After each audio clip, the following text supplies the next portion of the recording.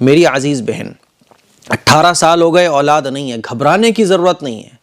لوگ آپ کو گھبراہٹ میں ڈالیں گے، کوئی کہے گا 3 قرآن مکمل کر لو، کوئی کہے گا فلاں مولانا صاحب سے تعویذ لے آؤ، کوئی کہے گا فلاں قبر پہ جا کے آپ منت مانگ لو، نظر مان لو، کوئی کچھ کہے گا، کوئی کچھ کہے گا، کوئی کہے گا کہ آپ کے پیٹ پر بندش لگی ہوئی ہے۔ ایسے ہی ہوتا ہے نا، گھبرانے کی ضرورت نہیں ہے۔ اولاد دینے والا کون ہے؟ اللہ ہے۔ اور کسی کو بانجھ بنا دیتے ہیں، اس کو اولاد ہی نہیں ملتی ہے۔ اللہ کہتا ہے ہم ہیں اولاد دینے والے۔ یہ جو لوگ کہتے ہیں نا مولانا لوگ، تعویذ دینے والے لوگ کہ پیٹ باندھ دیا گیا ہے، کوک باندھ دی گئی ہے، یہ صرف اور صرف آپ کے ایمان پر ڈاکہ ڈال رہے ہیں نہ۔ السلام علیکم ورحمۃ اللہ وبرکاتہ۔ بے اولاد عورت اس ویڈیو کو ضرور دیکھیں کہ اولاد نہ ہونے کی وجہ کیا ہے، بندش ہے یا جادو ہے۔ تو اس ویڈیو میں آپ لوگ آخر تک بنے رہیں، جو مفتی ایم قاسمی صاحب بتائیں گے کہ اس کی وجہ کیا ہے، پریشانی کیا ہے، اس کا پتہ کیسے کریں۔ تو چلیے آپ لوگوں کو ویڈیو دکھاتے ہیں۔ میری شادی کو 18 سال ہو گئے، اولاد نہیں ہے۔ کسی نے کہا آپ 3 قرآن پاک مکمل کرنے کی نیت کر لو، اللہ پاک نے چاہا تو اولاد ہو جائے گی۔ روزانہ کا 1 سپارہ پڑھنا ہے، کیا ایسا کرنا ٹھیک ہے؟ ویسے تو میں ڈیلی قرآن پاک کی تلاوت کرتی ہوں، اور اگر ہم اسی نیت سے قرآن پاک مکمل کرتے ہیں تو کیا اس کا ثواب فوت شدگان کو بھی ایصال ثواب کر سکتے ہیں کہ نہیں؟ دیکھو میری عزیز بہن، 18 سال ہو گئے، اولاد نہیں ہے، گھبرانے کی ضرورت نہیں ہے۔ لوگ آپ کو گھبراہٹ میں ڈالیں گے، کوئی کہے گا 3 قرآن مکمل کر لو، کوئی کہے گا فلاں مولانا صاحب سے تعویذ لے آؤ، کوئی کہے گا فلاں قبر پہ جا کے آپ منت مانگ لو، نظر مان لو، کوئی کچھ کہے گا، کوئی کچھ کہے گا، کوئی کہے گا کہ آپ کے پیٹ پر بندش لگی ہوئی ہے۔ ایسے ہی ہوتا ہے نا، گھبرانے کی ضرورت نہیں ہے۔ اولاد دینے والا کون ہے؟ اللہ ہے۔ آپ یہ نیت کر لو کہ اولاد، بلکہ نیت نہیں، آپ یہ یقین بنا لو اپنا، اور یہ نیت کر لو کہ اولاد میں لوں گی تو اللہ سے لوں گی، نہ میں کسی مولانا کو دکھانے جاؤں گی، نہ کسی مزار پر جاؤں گی، نہ کوئی ٹونا ٹوٹکا کروں گی، کچھ نہیں کروں گی، میں اپنے اللہ سے مانگوں گی۔ اللہ ہی اولاد دینے والا ہے۔ قرآن میں اللہ تعالیٰ ارشاد فرماتا ہے نا کہ ہم ہی ہیں جو اولاد دیتے ہیں، کسی کو بیٹے بیٹے دے دیتے ہیں، کسی کو بیٹیاں دے دیتے ہیں، کسی کو دونوں دے دیتے ہیں، اور کسی کو بانجھ بنا دیتے ہیں، اس کو اولاد ہی نہیں ملتی ہے۔ اللہ کہتا ہے ہم ہیں اولاد دینے والے۔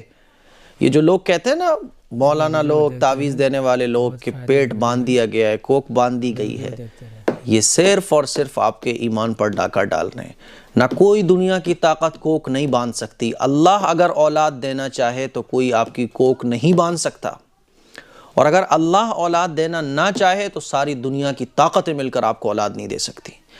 میری عزیز بہن، گھبراؤ مت۔ حضرت ابراہیم علیہ السلام کو بھی اولاد کب ہوئی تھی؟ 80-90 سال پار کرنے کے بعد۔ تو کتنے ایسے پیغمبر گزرے، کتنے ایسے صحابہ گزرے، اولاد نہیں ملی، ملی بھی تو بہت سال گزرنے کے بعد۔ تو یہ تو اللہ کا نظام ہے۔ ارے ہمارے نبی کریم صلی اللہ علیہ وسلم کی لائف کو آپ پڑھ لو۔ 3 بیٹے تھے، تینوں کا انتقال ہو گیا بچپن میں، بیٹیاں زندہ رہیں۔ کفار مکہ کہا کرتے تھے کہ دیکھو یہ پیغمبر ہے، ان کا تو کوئی بیٹا ہی زندہ نہیں رہتا ہے۔ تو میری عزیز بہن، بالکل بھی اپنا یقین اللہ سے کمزور نہیں ہونے دینا، یقین یہی بنائے رکھنا ہے۔ یہ دنیا دارالامتحان ہے، آزمائش کی جگہ ہے۔ اللہ آزماتا ہے اپنے بندوں کو اولاد دے کر، کسی کو بیٹیاں دے کر، کسی کو بیٹے دے کر، کسی کو بیٹے بیٹیاں دونوں دے کر، اور کسی کو کچھ نہ دے کر۔ سب آزمائے جا رہے ہیں۔ جس کو بیٹے بیٹیاں خواہش کے مطابق مل گئی ہیں وہ بھی آزمایا جا رہا ہے۔ وہ کیسے آزمایا جا رہا ہے؟ اللہ دیکھنا چاہتا ہے کہ یہ شکر کرے گا کہ نہیں کرے گا۔ اور جس کو کچھ اولاد ہی نہیں ہوئی سالوں سال، تو اللہ اس کو بھی آزما رہا ہے۔ اللہ دیکھنا چاہتا ہے کہ میرا بندہ، میری بندی میرے سے یقین بنائے رکھے گا، مجھ سے اپنا کنیکشن کمزور تو نہیں ہونے دے گا، یا کہیں مولوی مولاناؤں کے پاس چلا جائے گا جو یہ کہتے ہیں کوک باندھ دی گئی ہے۔